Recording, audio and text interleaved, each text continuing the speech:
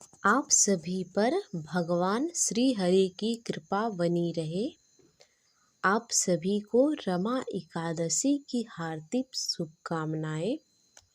आज हम सुनेंगे कार्तिक मास की रमा एकादशी व्रत कथा। एक बार की बात है, भगवान कृष्ण से धर्मराज युधिष्ठिर ने पूछा कि भगवान, कार्तिक मास के कृष्ण पक्ष में पड़ने वाली एकादशी का क्या नाम है? तब भगवान श्री कृष्ण ने कहा, कृष्ण पक्ष की एकादशी का नाम रमा एकादशी है।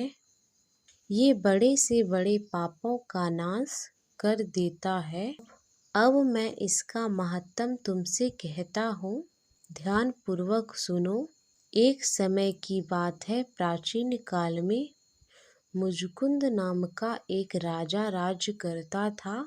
उसके इंद्र के साथ भी मित्रता थी और साथ ही यम, कुबेर, वरुण और विभीषण भी उसके मित्र थे।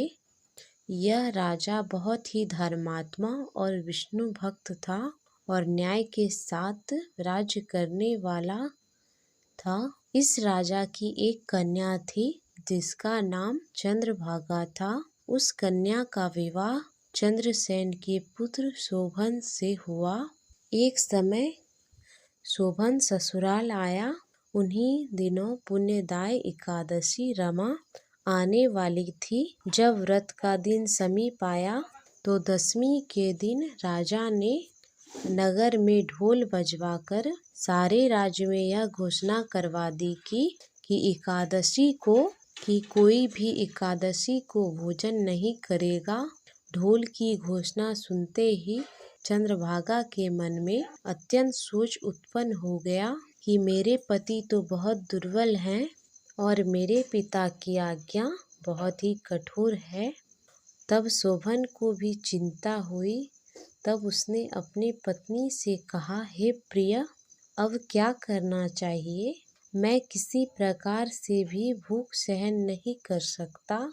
ऐसा उपाय बताओ जिससे मेरे प्राण बच सके, अन्यथा मेरे प्राण ही निकल जाएंगे। चंद्रभागा कहने लगी, हे स्वामी, मेरे पिता के राज्य में एकादशी के दिन कोई भोजन नहीं करता। यहाँ तक कि हाथी, घोड़ा, ऊंट, बिल्ली, गाय आदि भी तृण, अन्न, जल आदि ग्रहण नहीं कर सकते। तो मनुष्य का कहना ही क्या है। अगर आप भोजन करना चाहते हैं तो किसी दूसरे स्थान पर चले जाइए। अगर आप यहाँ रहना चाहते हैं तो आपको यह व्रत अवश्य ही करना होगा। ऐसा सुनकर शोभन ने कहा, हे प्रिय, मैं अवश्य ही व्रत करूँगा और जो मेरे भाग्य में होगा वो देखा जाएगा। इस प्रकार से विचार कर शोभन ने भी व्रत रख लिया और वो भूख प्यास से अत्यंत पीड़ित होने लगा। जब सूर्य नारायण अस्त हो गए, जब रात्रि को जागरण का समय आया, तो जागरण का समय वैष्णवों को बहुत ही हर्ष देने वाला था, लेकिन शोभन के लिए वह बहुत दुखदायी हुआ। प्रातः काल होते होते शोभन के प्राण निकल गए। तब राजा ने सुगंधित काष्ठ से उसका दाह संस्कार करवाया, परंतु चंद्रभागा ने अपने पिता की आज्ञा से खुद को सती नहीं होने दिया और शोभन की अंत्येष्टि क्रिया के बाद वो अपने पिता के घर में ही रहने लगी। रमा एकादशी व्रत करने के प्रभाव से शोभन को मधुरांचल पर्वत पर धन्य धान से युक्त तथा शत्रुओं से रहित एक सुंदर देवपुण्य प्राप्त हुआ और वो वहाँ का राजा हुआ।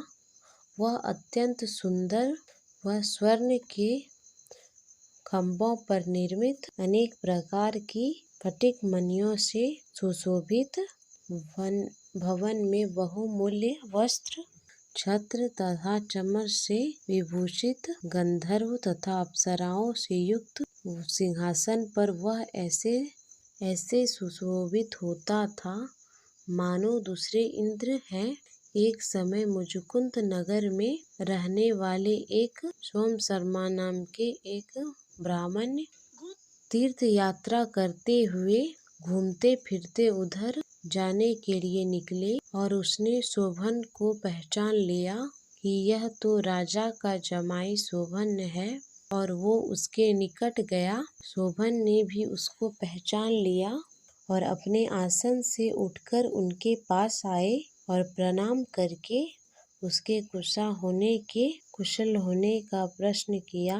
ब्राह्मण ने कहा, राजा मुजुकुंद और आपकी पत्नी कुशल हैं और नगर में भी सब प्रकार से सब कुशल हैं, परंतु हे राजन, हमें आश्चर्य हो रहा है आपको यहाँ देखकर।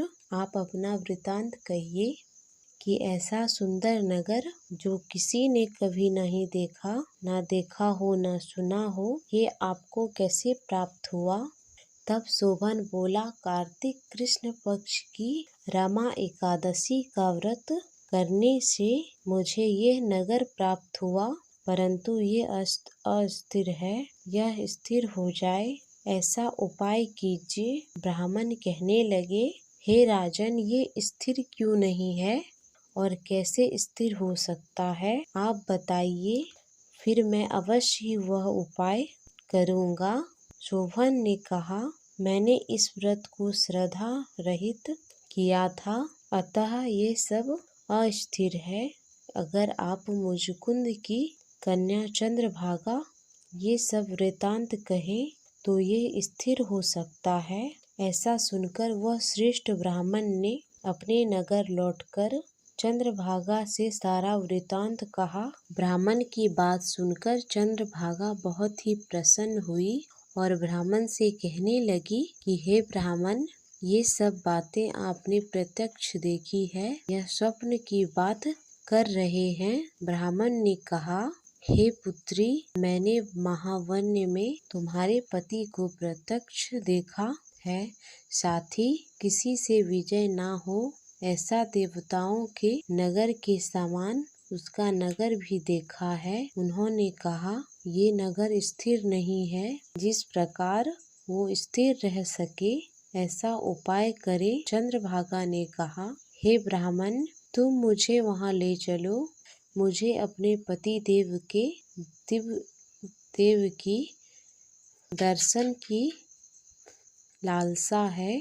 मैं अपने किए हुए पुण्य से उस नगर को स्थिर बना दूंगी। आप ऐसा कार्य कीजिए जिससे हमारा संयोग हो, क्योंकि वियोगी को मिला देना महान पुण्य का काम है।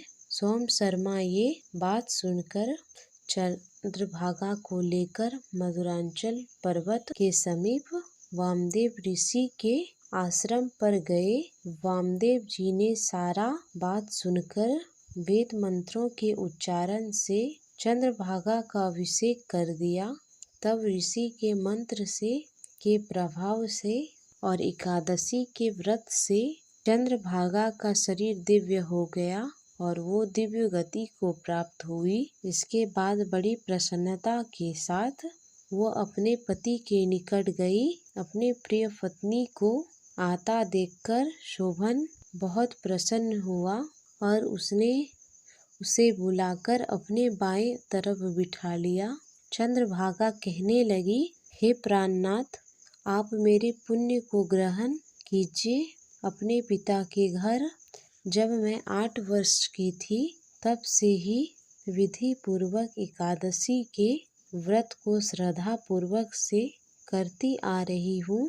इस पुण्य के प्रताप से आपका ये नगर स्थिर हो जाएगा और समस्त कर्मों से युक्त होकर प्रलय से पुण्य पूर्व यहाँ रहेगा। इस प्रकार चंद्रभागा दिव्य आभूषणों और वस्त्र सुशोभित होकर अपने पति के साथ वहाँ आनंद पूर्वक रहने लगी। श्री कृष्ण बोले, ये मैंने रमा एकादशी की महत्तम कहा। जो मनुष्य इस व्रत को करते हैं उसके ब्रह्म हत्या के सारे पाप खत्म हो जाते हैं। कृष्ण पक्ष और शुक्ल पक्ष की दोनों एकादशियां समान है, इनमें कोई भेदभाव नहीं है, दोनों समान फल देती हैं।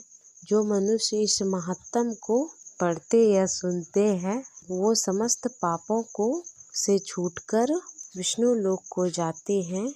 तो ये थी रमा एकादशी व्रत कथा।